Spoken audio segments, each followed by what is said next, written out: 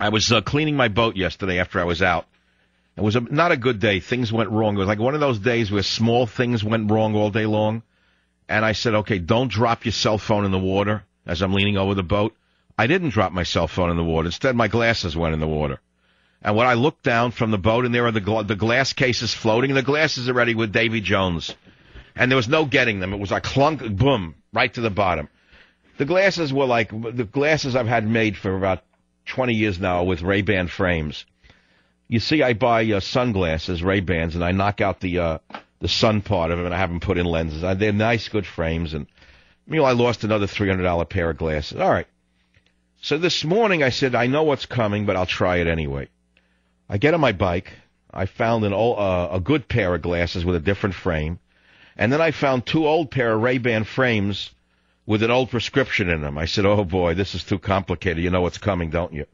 I go down to either, what's the name of it? What's the eyeglass stores? I forget already the name.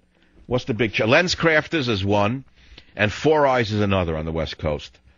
It's like going into a government office, these people, with their rules and their laws. So I said, I better make this simple. I give them my name, and I show them the glasses that are good. Yes, you're in the computer. I said, okay, that's great. But I'm sorry to tell you, your prescription is expired last year. I said, okay, I try to be calm. I said, but the glasses work fine. I don't need a prescription. These are the glasses that work. Do you follow me so far? See the ones I'm showing you? These are good. They work. The prescription is perfect. I see a dead stare coming back at me. Then comes stage 2. Stage 2 now, out of my little grab bag, I pull out the Ray-Bans with the prescriptions that don't work. And I say to them, I'd like you to take the same lens. They tell me you need a new prescription.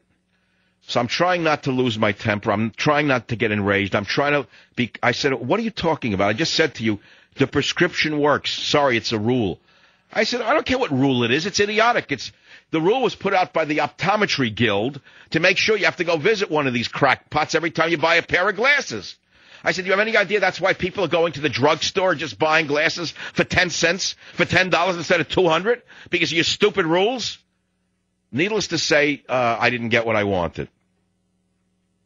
Needless to say, I didn't escalate it. But needless to say also, this is exactly what is wrong with our healthcare system. You understand, of course, that eyeglasses are part of healthcare.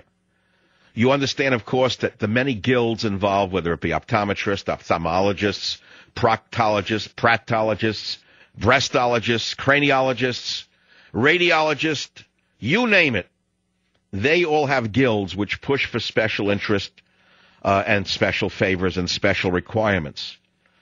That is why, for example, when you go to France, a friend tells me, and you get a prescription for, let's say, a Valium-like sleeping pill, if you go to the pharmacy and you give them the prescription in France, they will fill the prescription, and then they give you the prescription back to you. The pharmacist actually gives you back the prescription. Why? Because he knows you're probably going to want another dose, and you're going to come back to him for it if he gives it back to you. And the French figure, you know what you need. You're not stupid. You're a grown man. You don't have to go back to a doctor to write another prescription. That's how it works. Or in Mexico, as you well know, if you go into a pharmacy in Mexico, many of the drugs that you need to go to a doctor for, you can buy over the counter there because the people are smart enough to know if they have a pain in their behind, they need something with a medication for their behind that'll kill the pain. They don't need a genius to stick a needle up their behind to figure out what's wrong with them. They go in the pharmacy, you got a pain in my behind, give me that medicine there for a suppository with opium in it or whatever, morphine in it, or something like it. Si, senor, and that's it. So in many ways, Mexico has a more intelligently designed pharmaceutical distribution system than the United States of America. You want to save money in the healthcare system? Why don't you introduce the requirement that there be no requirement for most prescriptions to be renewed? That's number one. You could cut out about 20% of visits to doctors. You say, oh, people are get addicted.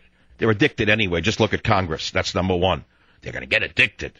People are going to do what people are going to do. They're going to get around the law one way or the other. So you may as well cut out the fat. So you take out that out. Look, I can give you 15 ideas to save hundreds of billions of dollars a year. I gave you one 2 months ago. You haven't heard a word about it. Cut out the lawsuits by the shyster lawyers. Cap medical malpractice awards to $250,000. no matter what happened to a person, as we have had in California since 1978, by the way. No one's died as a result. So tort reform would save about $500 billion a year. Did you hear the number? I'm sorry. Wait a minute. Yeah, I read a study that showed that tort reform would save about $500 billion a year. You know, that's a lot of money even in this economy. That's a lot of money even to Obama, a man who never met a payroll. I'll be right back.